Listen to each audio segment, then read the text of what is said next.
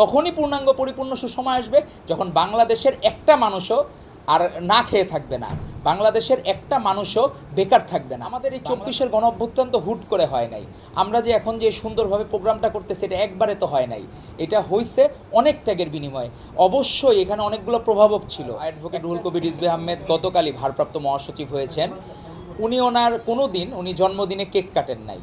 উনি কোনো দিন তার প্রকৃত যে জন্মদিন উনি নিজে কখনো কাউকে বলেন না যে আজকে তার জন্মদিন, এটা নিয়ে খুব বড় আনন্দের বিষয়। আমরা অনেকে দেখতাম না যে ফ্যাসিস্ট লীগের আমলে এই জন্মদিনের কথা বলে এক শেখ মুজিবের জন্মদিন উপলক্ষে তার বন্দনার জন্য 7,500 বই লিখছিল। এটা অফিসিয়ালি আনঅফিসিয়ালি 7,500 বই শুধু মুজিব বন্দনার জন্য।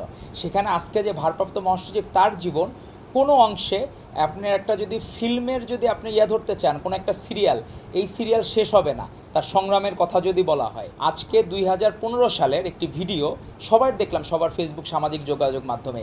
সেই জায়গায় স্বয়ং আমাদের তৎকালীন আমাদের আপসহীন দেশনেত্রী, যাকে দেখে সারা বাংলাদেশের মানুষ উজ্জীবিত হতো, যাকে দেখে এই রুহুল কবির রিজভী আহমেদের মতো ছাত্রনেতারাও রাজনীতি করতে উদ্বুদ্ধ হইতেন, দেশের জন্য ঝাঁপিয়ে পড়তে, এবং 84 সালে গুলিবিদ্ধ হতো, দ্বিধাবোধ করেন নাই আপসহীন দেশনেত্রী ডাকে সাড়া দিয়ে। তো এরকম আদর্শিক নেত্রী, উনি নিজে বলেছিলেন যে রিজভী এত ভালো একটা ছেলে, সৎ একটা ছেলে, ওকেও জেল গেটে বারবার আটকে দিচ্ছে। এটা 15 সালের 1 নভেম্বর লন্ডনে উনি একটা বক্তব্যে, কারণ বারবার ওইখানে কি আবার ম্যাডাম নিজের মুখে বলতেছেন যে মাল পানি না দিলে তো ওইখানে ছাড়ে না, জেল গেট থেকে আবার ধরে নিয়ে যায়। তো কি এক অদ্ভুত বিষয়। তো সেটাও ম্যাডাম ফলো করতেন যে টাকা দিতে পারতেছেন না বলে, তো সেই জায়গায় তাদেরকে বারবার অ্যারেস্ট করা। আমাদের এই 24-এর গণঅভ্যুত্থান তো হুট করে হয় নাই। আমরা যে এখন যে সুন্দরভাবে প্রোগ্রামটা করতেছি এটা একবারে তো হয় নাই, এটা হয়েছে অনেক ত্যাগের বিনিময়ে। অবশ্যই এখানে অনেকগুলো প্রভাবক ছিল। একটা জায়গায় বৃষ্টিপাতের জন্য জলীয় বাষ্প, তখন ওখানে কিন্তু ধূলিকণাও লাগে, না হলে এই আপনার মেঘ হয় না, মেঘ হওয়ার জন্য ধূলিকণাও লাগে।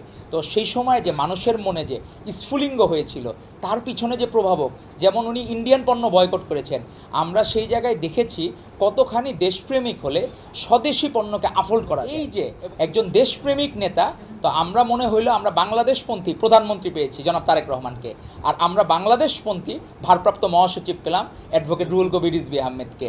আজকে উনি জন্মদিন পালন না করে উনি এটা মেসেজ দিতে চান যে কোনো সময় মানুষের মধ্যে কোনো পরিবর্তন হওয়া যাবে না। দুঃসময় ছিল এক সময়, ওই সময় উনি পালন করেন নাই, এখন আমরা ধরতেছি হাসিনা নাই, সেক্ষেত্রে আংশিক সুসময় ধরতে পারি, কিন্তু আমাদের পরিপূর্ণ বা পূর্ণাঙ্গ সুসময় এখন আসে নাই।